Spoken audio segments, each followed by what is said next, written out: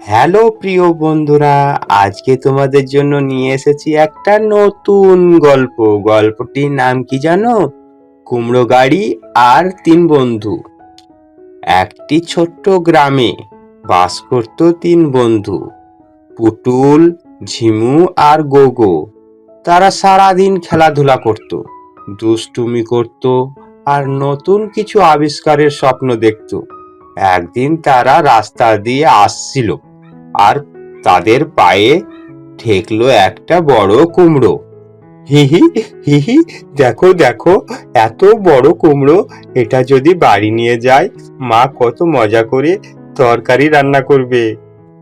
আরে, এত বড় কুমড়ো আমি কোনোদিন দেখিনি। চল চল, সবাই মিলে ওটাকে তুলবো গা, চল। হঠাৎ করে কুমড়োটা কাঁপতে শুরু করলো। কাঁপতে কাঁপতে একেবারে সোনার গাড়ি হয়ে গেল।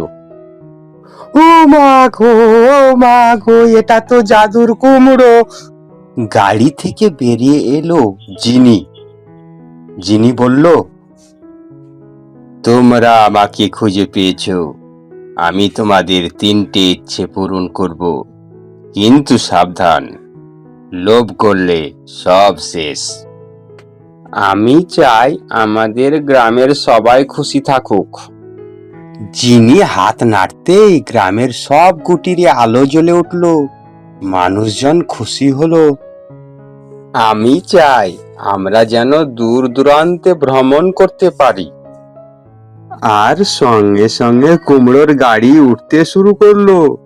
বন্ধুরা আনন্দে হাততালি দিতে লাগলো।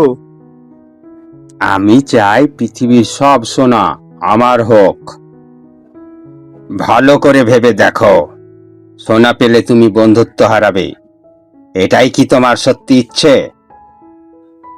গোগো চুপ করে যায়, একটু ভেবে মাথা নিচু করে বলে, না না, আমি চাই আমরা তিনজন যেন সব সময় একসাথে থাকি। খুব ভালো, এটাই সঠিক ইচ্ছে। জিনি হাত নাড়তেই গাড়ি আবার কুমড়ো হয়ে গেল। জিনি অদৃশ্য হয়ে গেল, কিন্তু তার হাসি তিন বন্ধুর মনে থেকে গেল। তিনজন বুঝলো, সোনার চেয়েও বড় ধন হলো বন্ধুত্ব আর ভালোবাসা। এই গল্পের নীতিকথা কি বলতো বন্ধুরা? লোভ করলে সুখ মেলে না, কিন্তু বন্ধুত্ব থাকলে জীবনটাই জাদুর মতো সুন্দর হয়ে ওঠে। তাই তো, এই ছিল আজকের ছোট্ট একটা সুন্দর গল্প। গল্পটি তোমাদের কেমন লেগেছে? আশা করছি ভালো লেগেছে। ভালো লেগে থাকলে একটা লাইক দাও আর চ্যানেলটিকে সাবস্ক্রাইব করে রাখো। ধন্যবাদ বন্ধুরা।